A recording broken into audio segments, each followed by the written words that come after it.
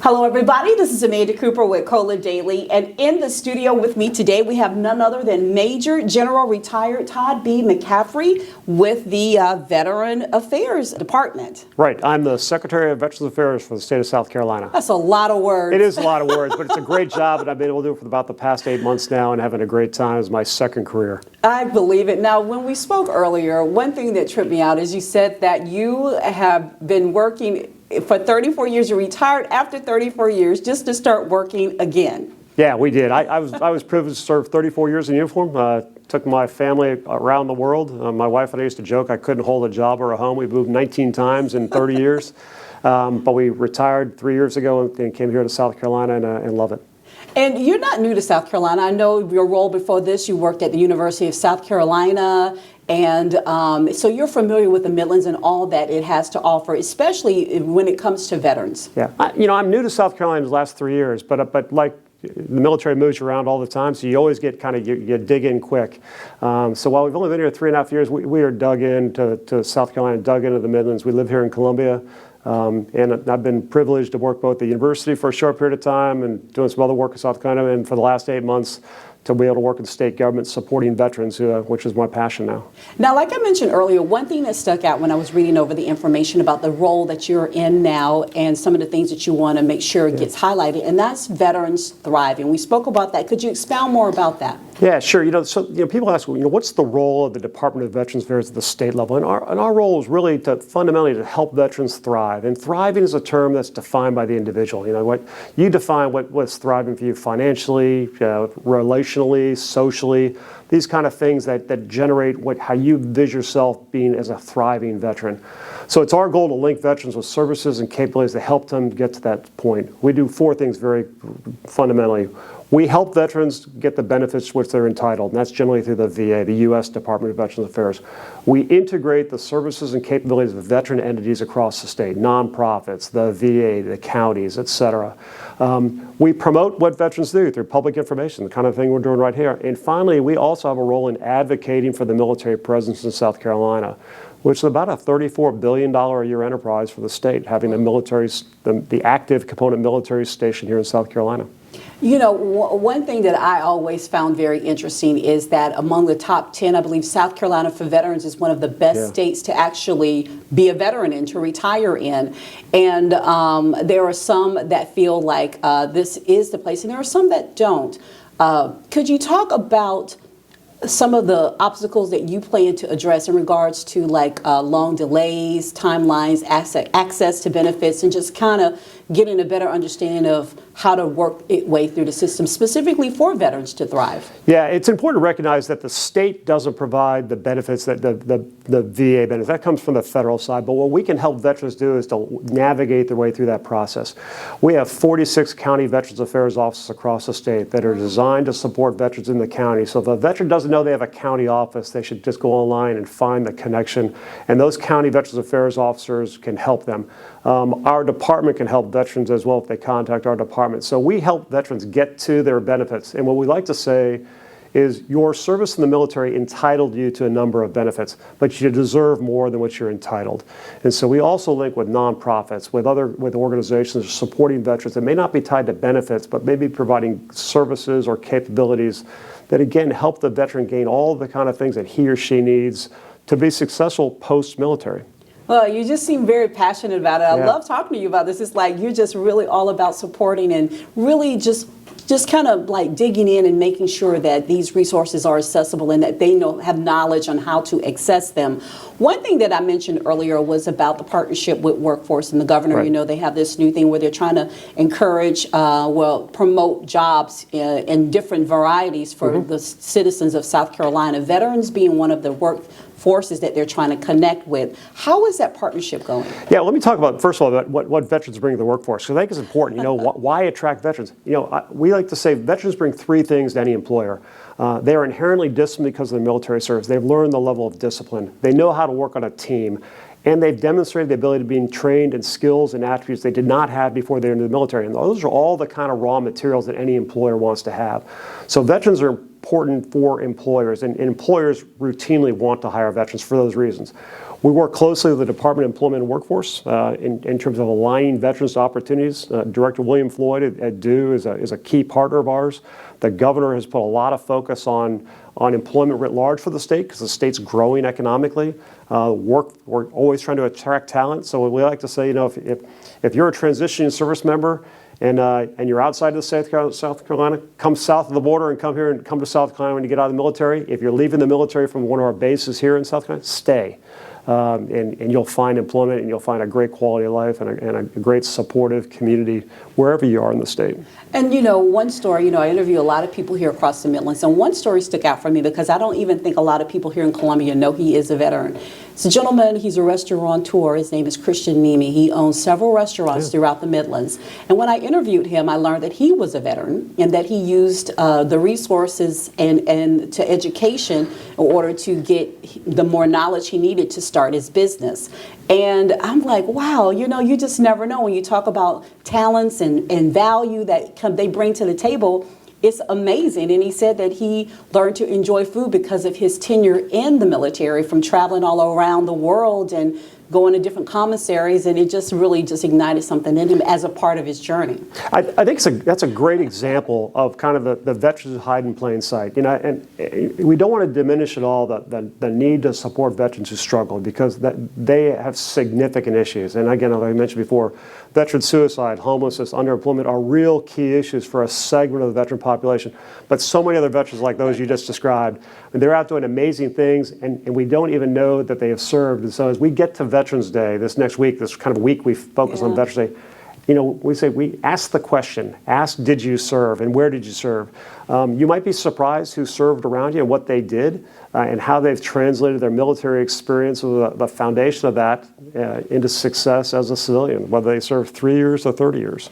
When we talk about those struggling veterans, one thing that I know here that was one of your focus is your desire to change the narrative on veterans. And what is that narrative? Because some of us feel proud and very and respect the veterans, but there are a lot that don't feel that way about veterans. Could you talk more about that? Yeah. So, first of all, before we kind of get the narrative, the question is, why is this important? And the reality is, across the United States, and even South Carolina, fewer and fewer people serve as the military gets smaller. So the direct connection to military service is loosening for many South Carolinians and Americans. And so people who influence young people, encourage young people to make choices. We want them to make sure they're making informed choices, and the military is a good choice. Your military service will result in positive outcomes.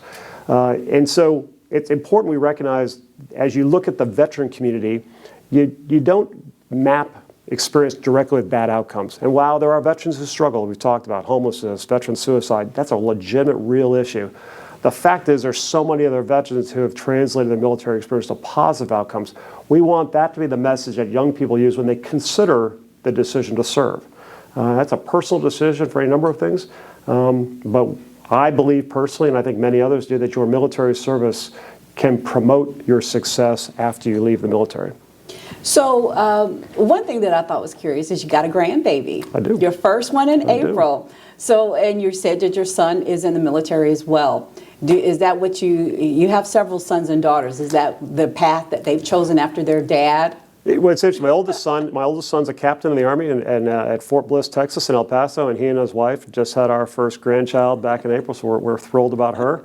I have a daughter who's in Roanoke, Virginia, who's a nurse in a hospital in Roanoke, been there for 6 years or so, and my youngest son is a second-year medical student in Greenville. Okay. So we're, they're all serving in their own ways, 2 in the medical profession and 1 in the military.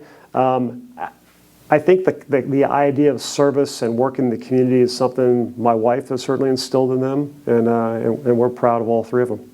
Wow. So tell me, you've been doing this for 8 months. Almost 8 months. And one of the questions here was ask you about your relationship with SCDVA Secretary Will Grimsley. So my predecessor, who was the first Secretary of Veterans Affairs when the agency became a cabinet-level agency 3 years ago, Will Grimsley and I served together in combat in Baghdad. I've known him for a number of years, have huge respect for him. And I was honored when he approached me about asking if I'd consider taking his position as he moved off to do other things. So I've been. He set the architecture for the department, what we do, how we do it. And so for me, it's really been we're kind of riding on his coattails and setting the architecture, moving the organization forward for the future. I think one of the things I would note, just as a quick comment, is this next year, while we've been doing a lot of things, one of the things we will be doing starting next summer is we will take responsibility for managing the 6 veteran nursing homes in the state of South Carolina, which for many years have been managed by the Department of Mental Health. And the legislature last year made a decision, and the governor signed the bill, that will transition responsibility of those homes to our department beginning in July of next year. So we're spending a lot of time understanding how we can support veterans from the time they leave the service all the way to the time when they potentially make the decision to be interred in a national or a state veteran cemetery. Now I know you are over the whole state, but being so close to Fort Jackson installation, is there a partnership or relationship there? Yeah, we do work with all the services across the state, but I live here in the Midlands and I live here in Columbia, and so it's hard not to spend a lot of time at Fort Jackson. The leadership at Fort Jackson and what they do at Fort Jackson is such an amazing mission. I mean, that's my tribe, if you will. I come from the Army, so Those are your people. Those are my people, and so Fort Jackson will always have a kind of a soft spot for me, just simply because it's kind of the environment that I grew up in. As I'm sitting here listening and talking to you, I can't help but wonder a question. Being in combat for so many years, serving in the military in uniform, and now on the other side of it, how was that transition? The transition from military service to civilian life is hard for anybody. And I served for 34 years and was very advantaged in where I was, but it was difficult. You leave a culture. You leave comrades, you leave a mission, a sense of purpose.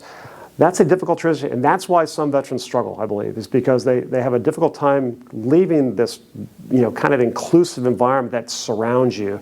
And then all of a sudden, you're transitioning back out to civilian life where those same things may not exist. And so again, sometimes that's why some folks have a challenge after serving for only 3 years, and others have a challenge after 30 years. I've got wonderful support systems and wonderful network, and again, I found a role that I'm passionate about, and so I think that helps fill that void. Wow. Well, I mean, your resume is very impressive. I'm just sitting here like, wow. I mean, did this guy get an extra lifetime, or did he get 48 hours instead of 24 hours in a day? How did you accomplish all of this in 34 years, serving in the military, being a father, being a husband, and serving the country, and just I mean, wow. Well, I guess, well, thank you for that. If I've been successful, I guess the first thing I attribute is I married well. and you married a very understanding woman. I did, and it's important then, because what we say is, we recruit and enlist a soldier, a sailor, an airman, marine, or a guardian. We retain a family. So the fact of the matter is, if you join the military and you're married, you have a family, the fact is, they won't stay if the family is not invested in the thing. And I've been fortunate. My wife and my kids, they invested in it. My wife had no military background at all before we met, and we were married many years ago. But she's been a huge supporter of my career, volunteered at locations across the world. But if there's any success in my career or others, you can usually attribute it to a family somewhere on the backside that's really doing the heavy lifting. I love it. Well, it sounds like it's country, family, and just enthusiasm to help these thriving veterans thrive even better here across the Midlands. I must say, it's just been a pleasure speaking with you today. I am excited that you're here because I get just a sense of empathy and compassion and a desire to really want to help veterans here in South Carolina, and that's a good thing. That's a good thing. It goes both ways. We appreciate veteran service, but honestly, we also recognize veterans are such value for the state. Yes. And so, this piece is about helping veterans, but it's also about helping the state of South Carolina take advantage of what veterans bring to the state. And so that's why we're so excited about them. And at the same time, recognizing these challenges that some veterans face, particularly veteran suicide, veteran homelessness, veteran underemployment, are issues we have to lean into hard. And that takes a full court press with a lot of players, a lot of collaboration. And so that will always be a principal part of our mission, even while promoting the thriving veteran narrative. Wow. Well, wonderful. I'm excited to be with you. Like I said, Veterans Day is just right around the corner. And we're here talking to a veteran who served this country for 34 years. And now you're serving again. It's just such a pleasure to meet you again, everybody. This is Major General retired Todd B. McCaffrey. And I am Amanda Cooper with Cola Daily. It's been a pleasure again. And thank you so much for your time today. And thank you for your service. Thanks for having me, Amanda.